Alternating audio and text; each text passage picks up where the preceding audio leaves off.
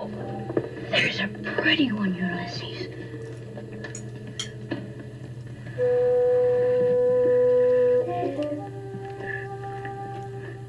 There it is. Well, hello there, I'm Sean the Book Maniac, and this is my 50-second weekly episode of Bite-Sized Book Chats. I feel like it's been quite an accomplishment to put out weekly episodes of this series for a year, and yay, go Bite-Sized Book Chats.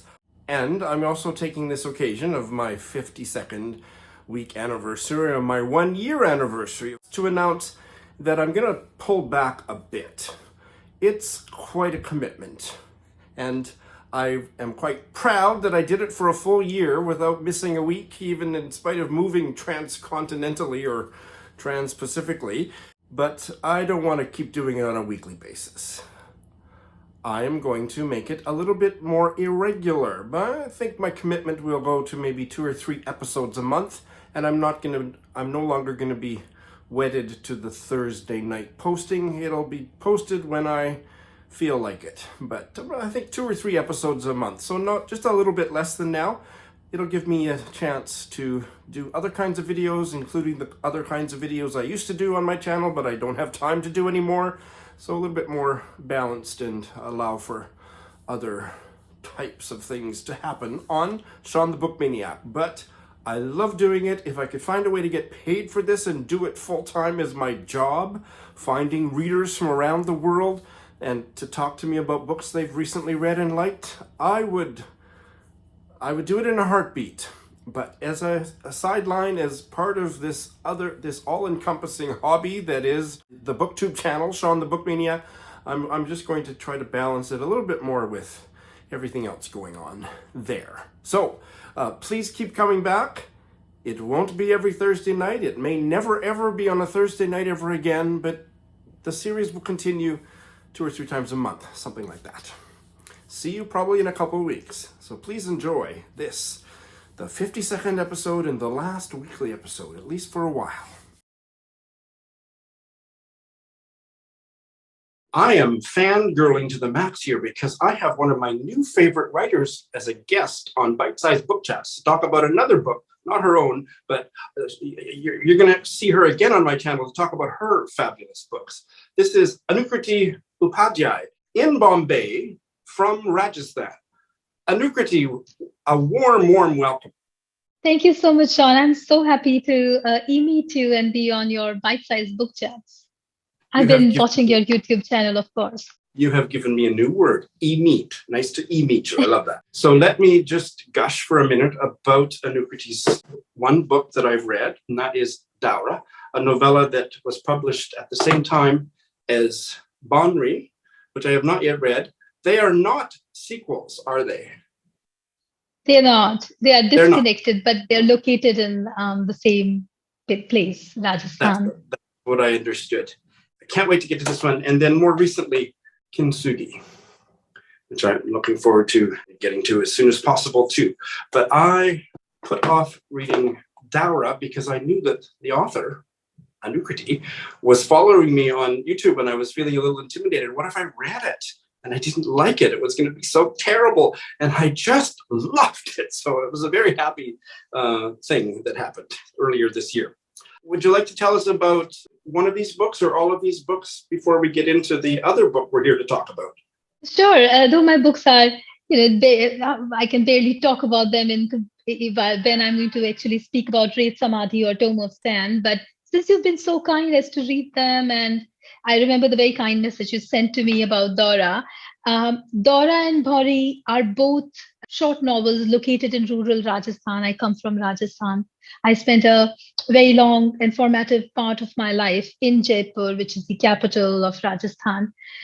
Both these short novels explore various aspects of living in a desert land. Daura through a myth/real life story focused on more the environmental issues and the tribal people of Rajasthan, and Bhaunri on a woman, again, from a tribe in Rajasthan, and how she navigates her life through a patriarchal society. Kintsugi is more urban, and it travels between Jaipur and Japan, two of my most favorite places, and is about many things. And a large part of it is set in the jewelers market, the traditional jewelry makers market of Jaipur, which is very, very famous in India and abroad as well. It is also, I think, an ode to my love for the handicrafts of Rajasthan.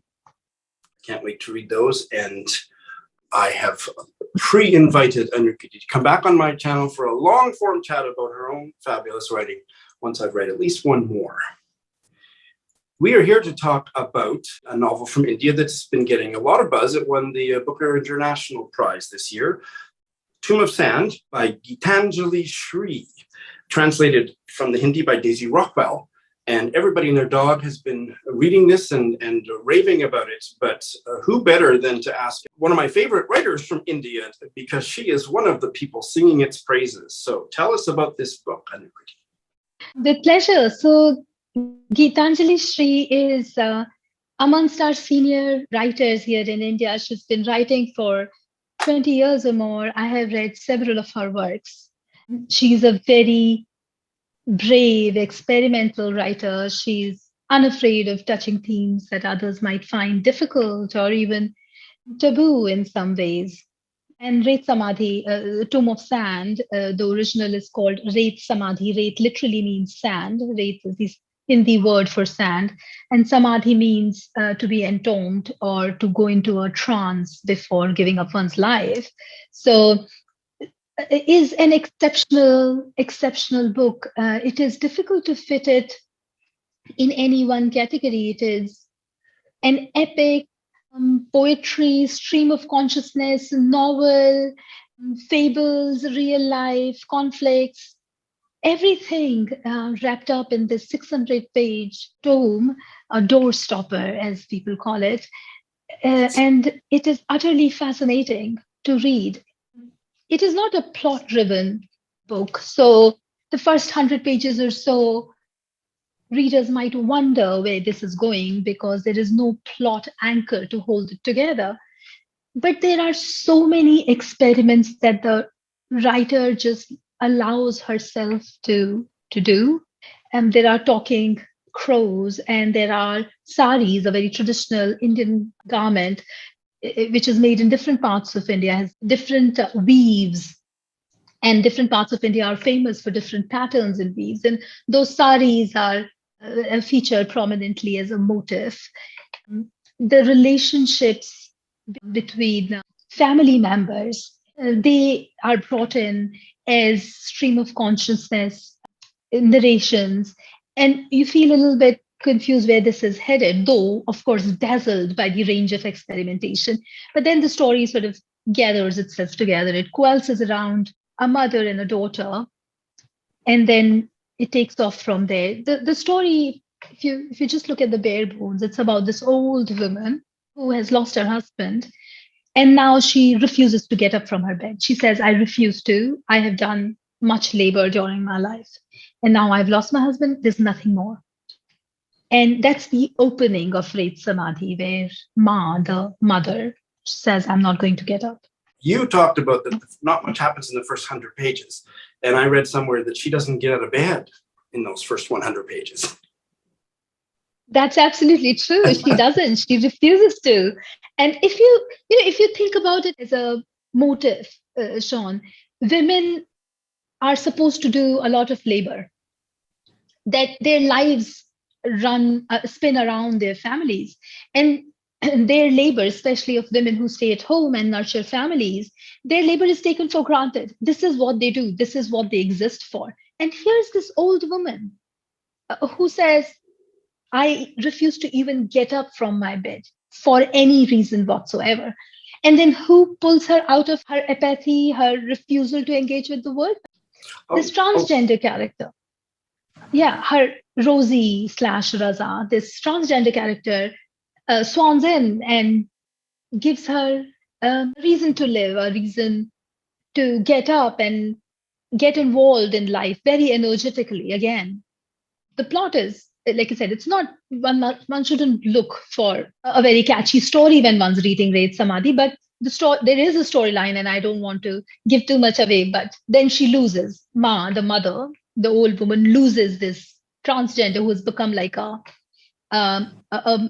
very close friend, a sister, a fellow traveler who understands her, and then she loses this individual as well. And then what happens? And there is the daughter who's a very central character, and there the mother is so willing to break taboos and refusing to conform. Here's a daughter who ostensibly is very liberal and lives her own life, and has divorced her husband and has a lover. Yet she, inside of her, those conservative values of middle class, which are fed to the women along with the birth milk, those values are very rooted, and she finds her mother's unconventionality very disturbing sometimes. So the story then travels across the border.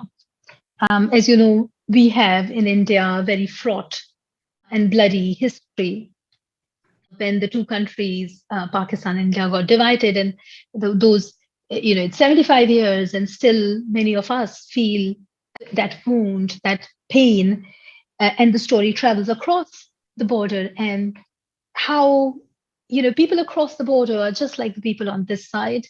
And it's a very bold statement that Geetanjali Shree has made in this novel, given the political times we are living in, where conflicts are sharpening and polarizing leaderships are driving wedges and rifts among people. So I find, in short, a scintillating, brave book. Just as you were talking about borders, my eyes just landed on this sentence of hers. I don't know if it's from the novel or just something she said publicly. I think all languages have within them the possibility of crossing borders and reinventing words, borrowing words, and being adventurous. In Red Samadhi, Tome of Sand, I think Geetanjali Shree and Daisy Rockwell have done that. The language of Red Samadhi is very special. It is a Hindi that flows and is filled with synonyms and is lush and feels no need to curb itself. Geetanjali Shree feels no need to impose any barriers on how she's writing. There are sentences which go on like meandering streams. And Daisy Rockwell has done an amazing job. It's like when I was writing the review, the image that came to my mind was that of a clay drum, like an earthen pot. It's a traditional instrument in many parts of India where an earthen pot is used to make music. It makes beautiful music.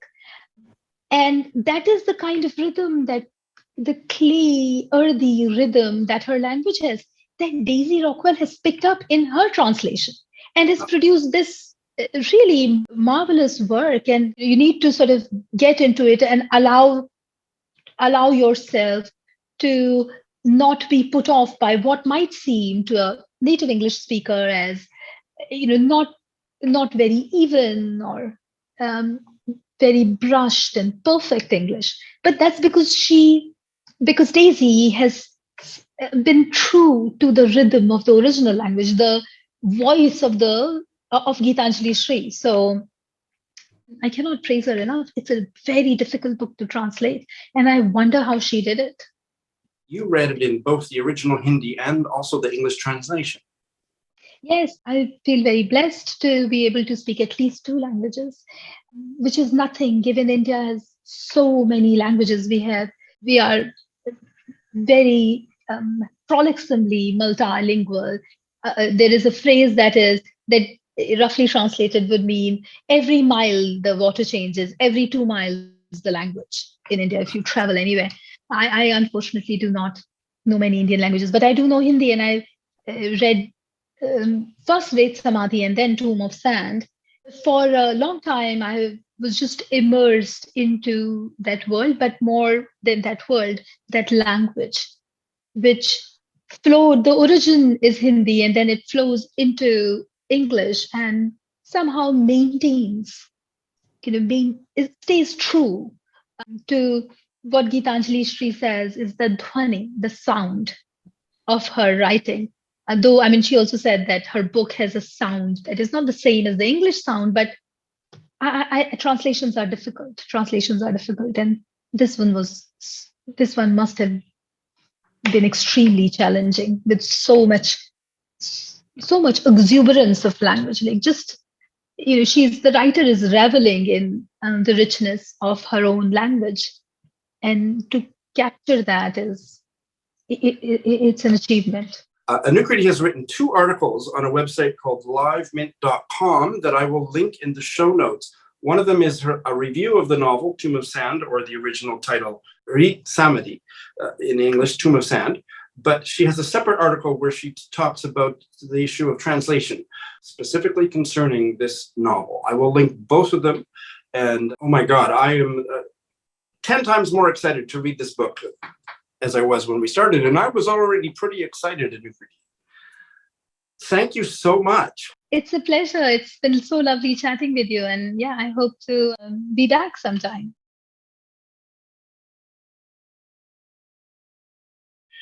Robin from Sacramento is back. Hello again, Robin. Hi, Sean. Glad to be back. I make the same joke every time. What a coincidence. We're wearing the exact same clothes as we did when you were last on my show. We're here to talk about a really interesting book. It's a kind of book that I've never featured on Bite-Sized Book Chats before. It is a guide, a literary guide, a literary work of argumentation to convince you to read another book. The book is called Why Read Moby-Dick by Nathaniel Philbrick. So I have not read Moby-Dick. And I told you offline I was going to refrain from making any dick jokes, but I wouldn't promise not to make any whale jokes. You loved this book. Have you read Moby-Dick, Robin? Yes, I have. And I have a history with Herman Melville. I recently finished Moby-Dick, actually. And I had to kind of right a wrong in my past when it came to Herman Melville and Moby-Dick. I had asked my book group to read Moby-Dick about 23 years ago, and they gladly accepted, and they read the book, and I started to hear all these grumbles about how long it was and how there were so many digressions and there was too many whale things in it. And so I thought, well, I read the book really fast. Why are they saying this? And it come to find out I had read an abridged version of Moby-Dick. And I have never been able to live it down. So I was determined. You read a Moby-Dick reduction. That's right. Good one. I think I have to edit that. I promise not to make any dick jokes. So for whatever reason, I felt it was time to read Moby-Dick, the full version. And I was going to I came across Philbrick's short book, Why Read Moby-Dick, because he wrote the introduction for one of the more recently published editions of Moby-Dick. And so in that foreword, he talked about his book. And I started to read it at the same time I was reading Moby-Dick, but then I thought, I don't want to be swayed by this right now. So I ended up reading it after I finished. And it's a great book because it is both personal and a book of criticism, and it provides a lot of context for Moby-Dick that I just didn't have. One of the things he says right in the beginning is his father was an American literature professor and taught Moby-Dick every year, and he hated hearing about Moby-Dick all the time. It was just like, oh my gosh, well, my dad stopped talking about Moby-Dick. And then, of course, as a lot of Americans are subjected to, he was assigned Moby-Dick in high school and was dreading it, but he ended up loving it. So, and that kind of began his lifelong love for the novel. He's known mainly as American nonfiction author. He's written a book that basically inspired the ending of Moby-Dick, which was called The Heart of the Sea, which was about a real whaling disaster that features a whale very much like Moby-Dick. That was interesting. And then Nathaniel Philbrick is also named for Nathaniel Hawthorne, who's most famous for The Scarlet Letter. And it actually, his book, Why Read Moby-Dick, made me want to read more about Hawthorne and Melville and their relationship and the letters back and forth. Unfortunately, a lot of Hawthorne's letters haven't survived, but Melville's letters have. Oh, okay.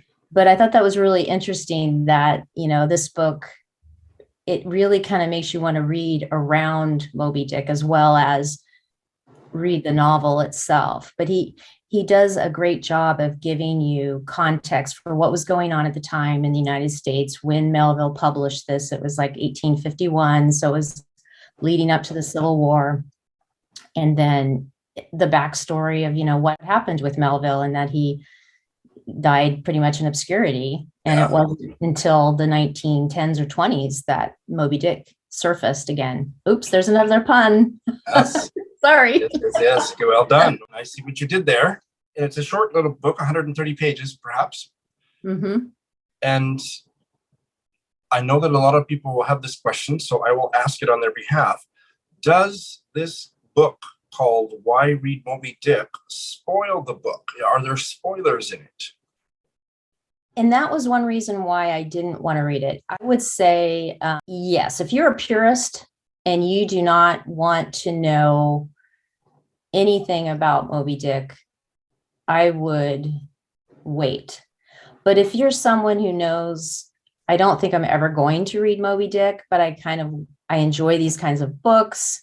I think you would enjoy it a lot. And it gives you, it's really he's a great writer. I mean, it's just very engaging, very short again. Then you might end up wanting to read Moby-Dick after you read it. Right. So if you're not so hung up on spoilers, you could read it before. It sounds like it's a good book to read during.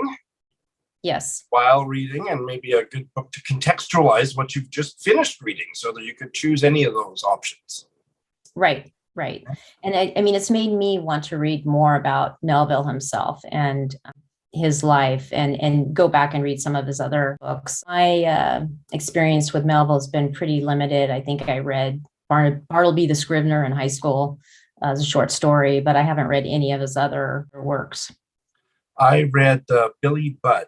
What did you think of Billy Budd? Well, I enjoyed the homoeroticism. I understand there's some homoeroticism or rather central same-sex relationship in Moby-Dick. There is. I was so shocked about how much humor was in Moby-Dick, but also the homoeroticism was great. I mean, it was like, go for it, Melville. I mean, you really... Yeah, no, there was something going on when Melville's writing. Yeah. I don't know about his life. I don't know anything about his life, but certainly there's a lot of homoerotic energy swirling about the pages. Yes, definitely. Does Philbrick delve into any of that? He does. Okay. Yes, he does. And he also delves into, Melville really took a lot of punches at Quakers and the church, which I found very funny and enjoyed quite a bit. It's irreverent. Well, this is great. Why read Moby-Dick? Maybe you need to write a book, Robin, called Why Read Moby-Dick? Thanks for telling us about the book. I had a whale of a good time. So did I. I've been saving that for the end. How exciting to have, I believe it's my first guest from Germany, but maybe not quite. But anyway, a very prestigious guest from Germany. Let's start that way. This is Isa from Hamburg. Welcome, Isa. Hello, John. We are here to talk about a modern classic of American literature and certainly of lesbian literature, Rita Mae Brown's 1973 novel, Rubyfruit Jungle. Isa has recently read it. I had the book on my shelf, unread for many, many years. Tell us about this book. The book is about Molly Bolton. We meet her in the first years in school. She was 7, 8, 9 years old. And we follow her till she graduates from the film school in New York. She's a very strong character. I believe there's a lot of humor. It's a lot of humor. I Yeah. closed the book and I had a smile in my face. I smile a lot of times, and I don't express much emotion when I read. And it was so funny. She's really a badass. Did you say she's really a badass? Yes. That's great. And it's not only funny.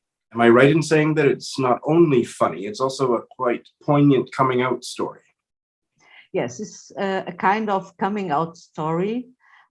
And she tells about her life from the early years, 7, 8 years old. She's a very self-confident, intelligent, outspoken girl. She understands very quickly how the world functions. And she has the idea that everyone is equal in this world. Imagine that. What a concept. Yes, it's lovely, but it's not always like that. And it's very funny. The dialogues are so quirky. And she lives with her adoptive parents. In Florida. Pennsylvania. Later she goes to Florida, but I see. She lives in Pennsylvania. It's a raw neighborhood, poor, and the parents are very conservative. She grasps very quickly how everything functions, and she does in the 50s. It's important to say in the 1950s. Yes. And she wants to do everything that the boys also do. And sometimes it's a problem because her adoptive mother wants to make a perfect housewife out of her. And she had other plans. She had very different plans. This novel is quite autobiographical, is it not? Yes, it's very autobiographical. I think it becomes more autobiographical later on. She goes to Florida to study, and later after that to New York. Because the novel was published in 1973. Is it clear where the story ends? Is it in the mid-60s or? No, it's not very clear, but I think it's in the 70s. It ended in the 70s. So the last chapter is about the first experience in the film industry. So she lives very openly her lesbian life. So it ends, I think, without getting into what the ending is, it ends, I think, on an upbeat note, a positive note. More negative. More negative. Oh, interesting. I didn't know that. Not really negative. It ends with the world is not so equal as I thought, more or less. Right. The statement. Yeah. Now, I am blushing a bit because I just stumbled on the Wikipedia entry that I was just glancing at as we've been chatting. I didn't know where the title came from. Now I do, and I'm blushing just a bit. Yes, that's like the book. The title is a reference to female genitalia. Yeah. I didn't know that. That's fascinating. I am grateful that you have come and told us about it, Isa. Pleasure. One of my favorite and most frequently rebooked guests is here again, Nancy from Metro Detroit. Hello again, Nancy. Hello, Sean. It's so good to be with you again. You're on this side of the world. See this on this side of the Pacific? Yes, it is very good to be here. And this one was much easier to arrange. And then I was late getting home. So there's always something. And editing Sean here. Today, the day that this video was going live, a little bird, or should I say a little tweet, told me that today is not only my 1-year anniversary of Bite-Sized Book Chats, but it's also a very special birthday for Nancy. I won't say what special birthday it is, but what do you think? 39th birthday? Have a great one, Nancy. We are here to talk about the latest novel by one of my favorite writers. His novel, A Constellation of Vital Phenomenon, is one of the best novels I have ever read. And so we're talking, obviously, for those of you that are in the know about the American writer Anthony Marra and his new novel coming out in early August, at least in Canada, Mercury Pictures Presents. Nancy, you've read it and you loved it. Tell us about it. Oh, I did. It was just so much fun to read because of the characters and the witty dialogue and these epigrams. And it starts out in Hollywood in 1941, and it starts out just so much fun. And then it gets really serious. It brings in some very interesting problems from the political world of 1941 to 1942. As a matter of fact, just about everything that's going on seems to be brought in. And I had no idea that looking at Hollywood at that time period, you could learn so much about the entire situation in Germany. One of the things that struck me about the book is when one character said that all these people were escaping fascism to come to the United States, and then they were treated as if they were fascists. So a lot of these characters are from Italy, they're from Germany. They reference about Japanese in the internment camps, the resident aliens and how they couldn't leave more than 5 miles from their house. So all these different issues are brought in through these characters who start out, it's very delightful. There is Maria, who's from Italy. She and her mother escaped Mussolini's fascist Italy. Her father was put in an open border internment camp, is kind of that he was exiled to this area. He had to work to support himself, but he could not leave and he couldn't be in contact with his family. And she is working for Artie Feldman, who is the VP of Mercury Pictures. And he's quite a character who names his toupees. And they have a lot of this back and forth, very witty dialogue and things. But he's also preparing to go in front of the Production Code Administration because he's being charged, as many people in Hollywood were, with violations of being interventionists, pro-interventionists. I mean, so this is a time where America First and Before America got into the Second World War. Right, before, people who, nobody wanted to get embroiled in war in Europe again after World War I. And if you had a film that seemed to be sympathetic, that was against the production code. So he's preparing to go in front of that committee. There was just a lot that was going on in these characters' lives. Maria's boyfriend is Chinese. They are not allowed to marry. There are laws. That's right. They have to hide their relationship. This is a very different setting compared to his first two novels that were set in Russia and or Chechnya. But it's kind of an American story, but it's also very much about being outsiders or being oppressed by the dominant culture. So I don't remember which came first, A Constellation of Vital Phenomena or The Tsar of Love and Techno. And the Tsar and Techno one was interlinked short stories, but both of them were about Russians and Chechnyans and how much the Russians oppressed the Chechnyans. So this one in the American setting is about all the outsiders, all the immigrants come to America. So I just want to share, you haven't read his first two, is that right? I haven't. Well, and it caught my interest. I'd heard about them, read reviews, and that's why I wanted to read this one. Well, I especially recommend A Constellation of Vital Phenomena, and this is my favorite quote from it, which I think already sounds like it would apply to the new one. What did any one person matter when pounded against the anvil of history? His curiosity is always caught by who's being put upon, who's being oppressed, who's being denigrated in society. Yes. So. Yes. And of course, although this takes place in 41 and 42, the issues seem to have come back again. I'm looking forward to seeing his interviews to see what he has to say about that, because I bet he'll have a lot to say about that.